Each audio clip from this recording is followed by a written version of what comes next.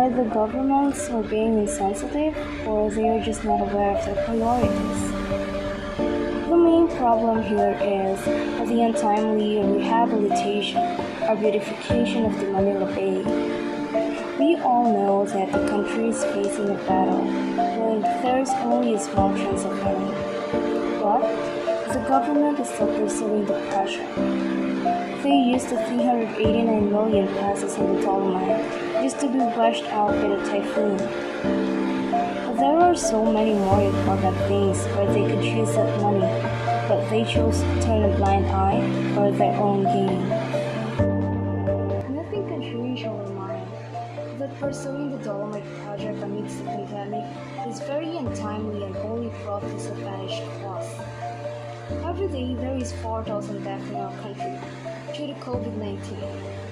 But will all this happen if the government knows the priority and start helping the frontliners save the people? At a time when new COVID-19 cases and deaths are rising, the feeling of sand in Manila Bay is a glaring insult to Filipinos suffering from this health crisis. The budget for the Dolomite project could have been spent in improving the Manila Bay Rehabilitation Master Plan, since this will be a long and arduous battle.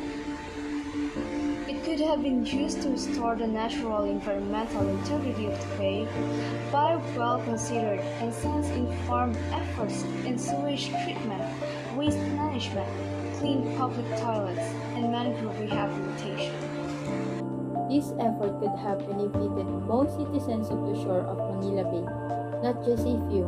Conducting beach nourishment amid a pandemic is downright insensitive to the plights of our frontliner and our fellow Filipino heavily affected by the current situation of our country.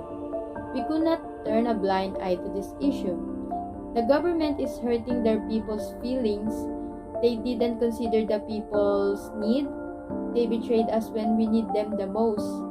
And this is the government responsibility to listen. The money that throw off the sea is the money of the people, the money that people work hard for.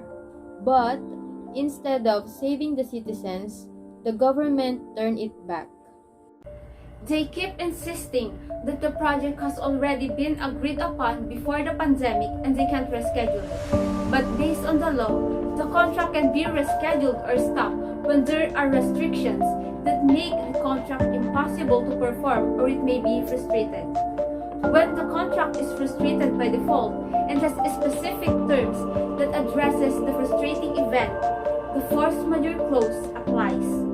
This is under the Act of 1174 Civil Code of the Philippines. As a general principle, Philippine law provides that every person must in the exercise of his rights and the performance of his duties act with justice, give everyone his due, and observe honesty and good faith.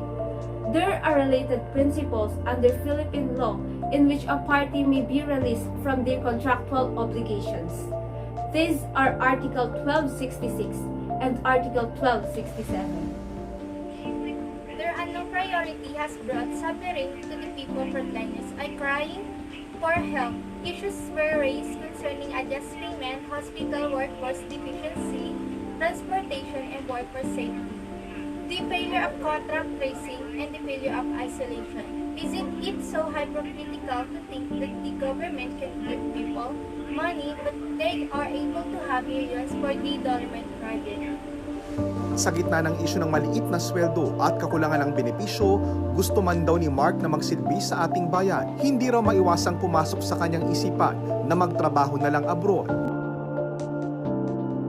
For over a year now, Filipinos are still not happy about this project. For most, there's nothing good about this project.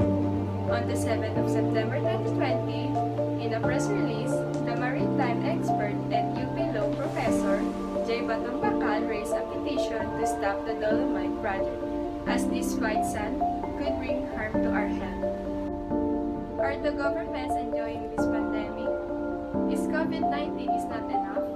We are already lacking in medicines, frontliners, and hospital beds. We can't afford to be sick anymore. should prioritize addressing the COVID-19, increased hunger, and the jobless Filipinos instead of dumping toxic white sands on the shore. As per Mr. Pangilinan, pera na naging buhangin pa.